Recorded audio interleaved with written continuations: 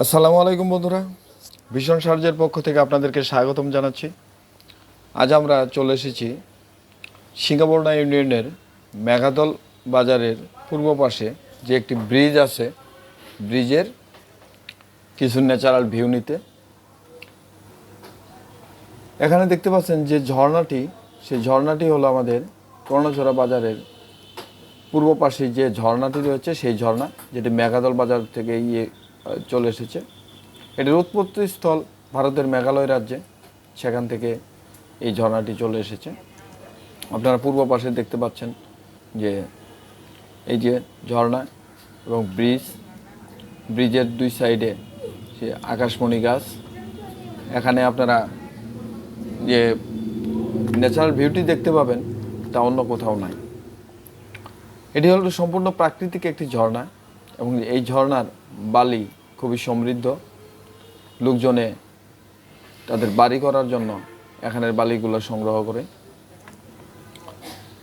আমরা এখানে চলে এসেছি, দেখতে পারতেছেন এই সেই ব্রিজটি অনেক দিনের, অনেক পুরনো হয়ে গেছে। এখানে কোনো গাড়ি যাওয়ার সময় ব্রিজের উপর দিয়ে যদি কোনো গাড়ি যায় তখন ব্রিজটি হালকা কেঁপে ওঠে। ট্রাক গেলে তো অনেক সমস্যা।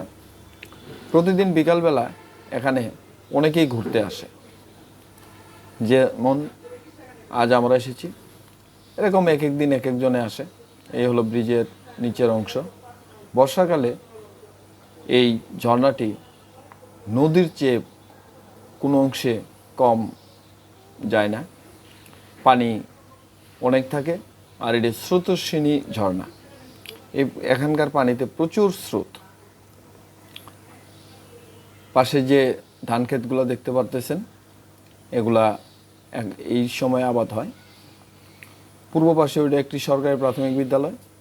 দেখতেছেন একটা ভ্যানগাড়ি চলে আসতেছে, ভ্যানগাড়িটা আসলো। এই পাশে একটা আকাশমণি গাছের বাগান, ওই দূরে আছে লিচু বাগান। এক ভ্যান চালক ভাই মুরব্বী চলে গেলেন। তো আজ এই পর্যন্তই। পাশে থাকবেন, সাবস্ক্রাইব করবেন, কমেন্টসে আপনাদের মতামত জানাবেন। ধন্যবাদ।